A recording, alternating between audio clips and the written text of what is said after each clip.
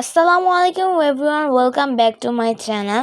আজকে আপনাদের সাথে শেয়ার করতে যাচ্ছি মূলা দিয়ে মুরগির মাংসের অসাধারণ একটা রেসিপি। তো তার জন্য একটা পাতিলার মধ্যে আমরা নিয়েছি হাফ কেজির মতো কক মুরগি বা শক্ত মুরগি যেটাই বলেন, নিয়েছি।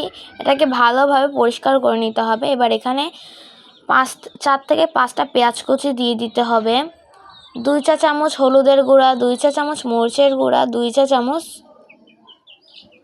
করে সব মশলাগুলো অ্যাড করতে হবে। জিরার গুঁড়া সামান্য পরিমাণ, তেজপাতা দিয়ে দিচ্ছি 2টা, দারচিনি 2টা, লবঙ্গ 2টা।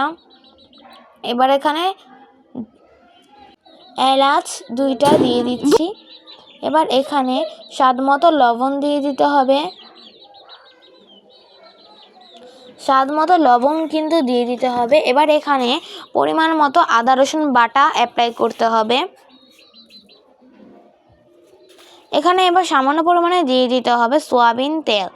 আপনারা যে তেলটা খেতে পছন্দ করেন সেরকম তেল দিবেন।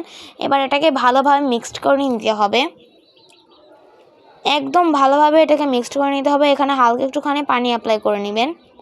এবার এটাকে চুলায় অনেক বেশি আঁচে বসিয়ে এটাকে ভালোভাবে কষিয়ে নিতে হবে, একদম ভালোভাবে এটাকে কিন্তু কষিয়ে নিতে হবে। দেখতেই পাচ্ছেন এটা কিন্তু অনেকটা কষানো হয়ে গেছে। এবার এটাকে আবার 5 মিনিটের জন্য রেখে দেব ভালোভাবে কষানো পর্যন্ত। দেখতেই পাচ্ছেন আমাদের মাংসটা কিন্তু অবভিয়াসলি কষানো শেষ। এবার এখানে আমরা অ্যাপ্লাই করে দিব আমাদের যে আসল জিনিসটা, সেটা হচ্ছে মূলাটা এবার এখানে অ্যাড করে দিব। মূলা আর কাঁচামরিচ যেরকম ঝাল খেতে পছন্দ করেন সেরকম কাঁচামরিচটা অ্যাপ্লাই করবেন।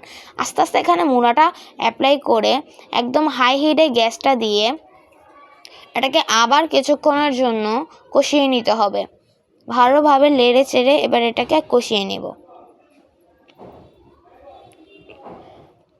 তারপর এখানে যে পাতিলে আপনারা নেবেন সেই পাতিলার ফুল ফিট এখানে পানি দিয়ে দিতে হবে। এবার এটাকে ভালোভাবে কষিয়ে রান্না করে নিতে হবে।